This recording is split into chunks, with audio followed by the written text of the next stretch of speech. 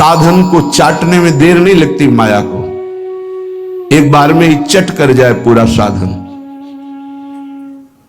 ऐसे ऐसे अपराधों की वृत्तियां प्रेरित करती कि एक अपराध से पूरा साधन चट जाए। साधु अवज्ञा तुरत भवानी, कर कल्याण अखिल कयानी। परम चतुर नटनागर आश्रयदाता अंदर से युक्ति प्रदान करते हैं, बच, इस युक्ति से बच। उन्हीं की माया है तो वही चाल जानते हैं बचाने की, इसीलिए कहते हैं मामेव ये प्रपद्यन्ते, केवल मेरी शरण में हो जाओ। माया तो इतनी प्रचंड है कि भगवान को भी भगवान मानने के लिए तुम्हारे हृदय में स्थान नहीं रखेगी, स्थान ही नहीं रखेगी, इतनी मलिन वृत्ति कर देगी, तभी तो दुर्गति कराती है। अगर थोड़ा भी भगवान का आश्रय है, भगवान उससे बचाते हैं, इस माया के तूफान से उसे बचा लेते हैं। हृदय में पुनः वृत्ति जांच कीजिए इस बात की कि अपने आराध्य देव की जगह कोई वस्तु, व्यक्ति, स्थान तो नहीं ले रहा है, क्योंकि इसी आश्रय से आपको भगवत प्राप्ति होगी। हम प्रार्थना करते हैं, इस बात को देख लीजिए। सब साधन एक तरफ, आश्रय एक तरफ। भगवान आश्रय को देखते हैं, वो हृदय से होता है। अगर बाहरी चूक हो रही तो मेरे प्रभु बड़े कृपा निधान हैं। ध्यान दीजिए, रहत ना प्रभु चित चूक किए की, करत सुरत सवार हिए की। हृदय से इसने मेरा आश्रय लिया, बस। प्रभु का चित्त इस बात से पक्ष में आ जाता है उस उपासक की कि इसने मेरा आश्रय लिया है। राहत न चित्त प्रभु चूक किए की, चूक हो गई, गलती हो गई, प्रभु बिल्कुल क्षमा कर देते हैं उसको, क्योंकि आश्रित है, मेरी दुरंत माया है, जानते हैं, क्षमा कर देते हैं।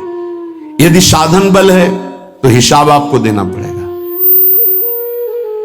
आश्रित हो तो आश्रयदाता संभाल लेंगे। बड़ा सूक्ष्म विषय आश्रय का है, भागवत में इसका वर्णन है। भक्ति का तो ये मूल है, भगवत प्राप्ति का ये सिद्ध स्थान है आश्रय, हृदय में। अवगुण करे समुद्र सम, गणत ना अपनो जान, ना गणत।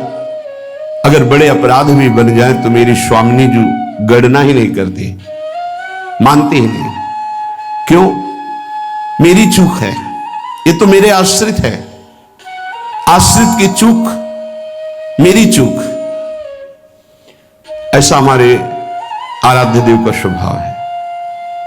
मेरे शरणागत की चूक, मेरी चूक। जय विजय ने रोक दिया, शनकादि ने शाप दिया। प्रभु आए और कहा मेरे सेवकों के द्वारा किया हुआ अपराध मैं क्षमा चाहता हूं। मैं स्वयं मानता हूं कि मेरे द्वारा ही अपराध हुआ, क्योंकि सेवा का अपराध स्वामी का माना जाता है। मानो स्वामी ने ही अपराध किया। हृदय भर आता है प्रभु की इस आश्रयदाता वृत्ति पर। जय विजय से कहा तुम चिंता मत करो, तुम 3 बार अवतार लोगे, हम 4 बार लेंगे। भगवान ने 4 बार अवतार लिया। रावण कुंभकर्ण भगवान राम रूप से अवतरित हुए। हिरणाक्ष हिरण्यकश्यप भगवान नरसिंह वाराह रूप से प्रकट हुए। वाराह रूप से हिरणाक्ष को परमधाम, नरसिंह रूप से हिरण्यकश्यप को शिशुपाल दंतवत, श्री कृष्णचंद्र के रूप में 4 अवतार ले। तुम चिंता मत करो। भगवत आश्रय गुरु कृपा का फल है। गुरुदेव कृपाल हुई, भगवत आश्रय दृढ़ हो गया। आश्रित मगन रहता है, अगला कदम कहां पड़ेगा उसको चिंता नहीं है, क्योंकि मेरे जीवन की डोर मेरे आश्रयदाता के हाथ में है। वो जिधर लगाम से खींचेंगे उधर ही इंद्रिय और बुद्धि ये सब उधर ही लग जाएंगे। नाथ आप देख लो, मैं आपकी शरण में हूं। बड़े बड़े महाभागवतों ने इसी आश्रय के बल पर मायावी नाना प्रकार के काम क्रोधात पर विजय प्राप्त की। ये बड़े मायावी, समझ में ही नहीं आता। अगर शत्रु शत्रु के रूप में आए तो समझ में आवे, लेकिन शत्रु परम मित्र के रूप में आ जाए तो समझना बड़ा मुश्किल होता है। शत्रु यदि रिश्ते नाते के रूप में आ जाए बड़ा कठिन होता है। तो मन बुद्धि का संबंध बहुत समय से देहाभिमान में है। देहाभिमान में ही ये सब छुपे हुए विकार बैठे हैं, पता नहीं चलता। ऐसा लगता है हम निर्विकार हो गए, पर विकार छुपे हुए सूक्ष्म रूप से रहते हैं, अवसर आने पर प्रबल हो जाते हैं। इसलिए उपासक आश्रय, देवर्षि नारद को प्रचंड माया का भगवान से प्रेरित होकर आक्रमण करना, मोहित हो जाना, बिल्कुल तन्मय हो जाना, पूरा प्रसंग में ध्यान से सूक्ष्मता से देखिए। वो कह रहे इस समय कोई साधन भजन नहीं होगा, बस मुझे ब्याह करना है। लेकिन उस समय भी आश्रयदाता की स्मृति नहीं गई। ये आश्रय जोर का होता है। विचार किया कि मेरा हितैषी कौन? बोले हरि। ये महाभागवत की स्थिति को बार बार प्रणाम है कि ऐसी प्रचंड माया के बीच में भी आश्रय नहीं भूले और एकांत होकर पुकारा, प्रभु पधारिए, हरिए सामने।